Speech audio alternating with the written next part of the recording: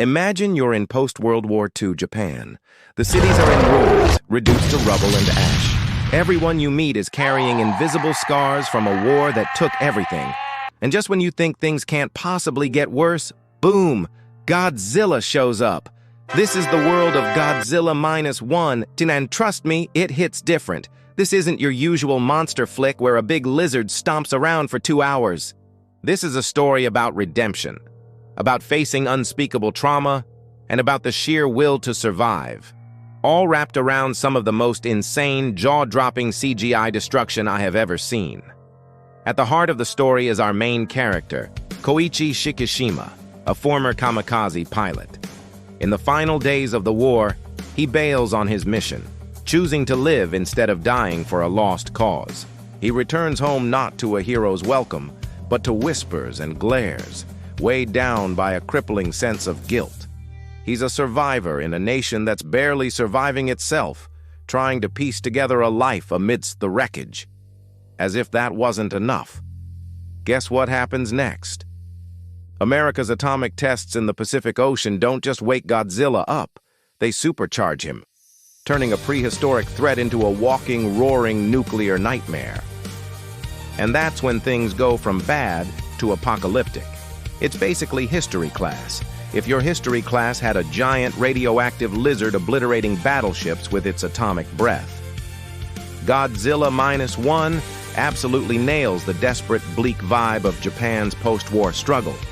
Every single scene, every conversation, every weary face screams, "We have lost everything. We cannot afford another hit." You truly feel the weight of this period.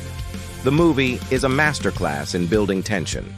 You feel the pilot's fear, his shame, his desperate need for a second chance.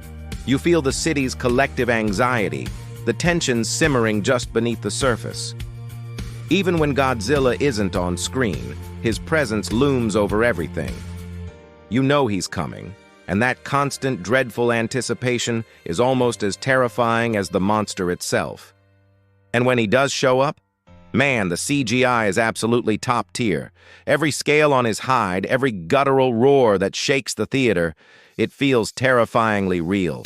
Director Takashi Yamazaki has created something truly special here. He flawlessly mixes the gritty, grounded realism of a 1950s period drama with breathtaking, IMAX-worthy special effects. It's a true love letter to the classic Kaiju films of the past, but with a modern polish that makes it feel brand new. Oh, and yeah, this Godzilla is angry. I mean, truly terrifyingly furious. This isn't the sometimes hero, sometimes misunderstood creature from other movies. This is a force of pure destruction, and he's got a particular grudge against humanity's little boats. Now, you might be thinking, there are like 30-something Godzilla movies. Where do I even start?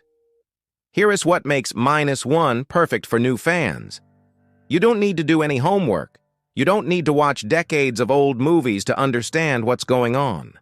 This is a clean start.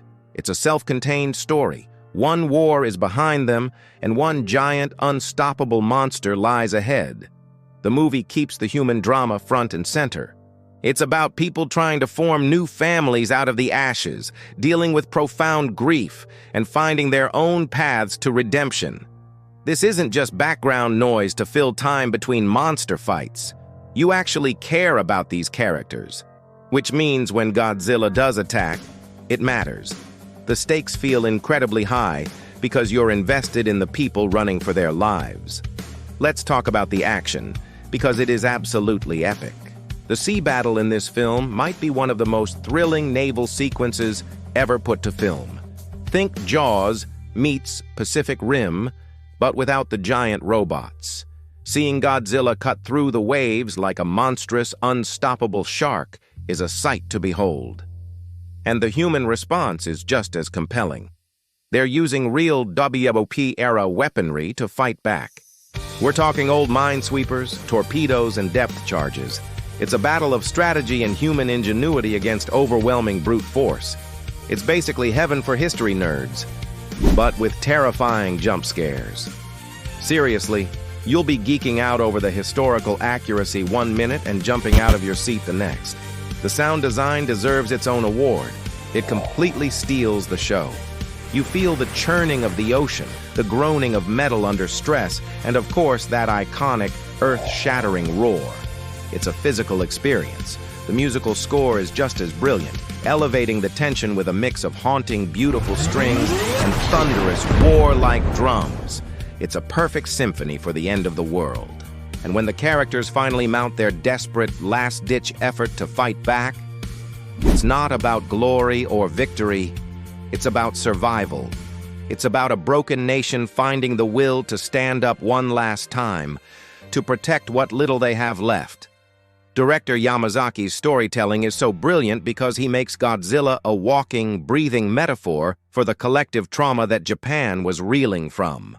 The monster represents the war, the bomb, the guilt, the PTSD, all the horrors they are trying to run from, now given a physical, destructive form. For audiences today, I think the message is universal. It's about facing your fears, no matter how big or insurmountable they feel. The cinematography constantly reinforces this theme, using stunning wide shots that make the human characters look so small and fragile against the vastness of the sea and the sheer scale of Godzilla. But it never makes them look weak. It makes them look determined. Godzilla Minus One manages to teach you about a critical moment in history without you ever feeling like you hear in a lecture. You absorb the desperation, the politics, and the social climate of post-war Japan simply by living in this world with these characters. And here's the best part. The film doesn't pull its punches. There's no PG-13 cop-out. It's raw, it's intense, and it's genuinely scary. Every single roar is a chilling reminder. This isn't some goofy lizard in a rubber suit. This is nature's wrath, a terrifying force of revenge.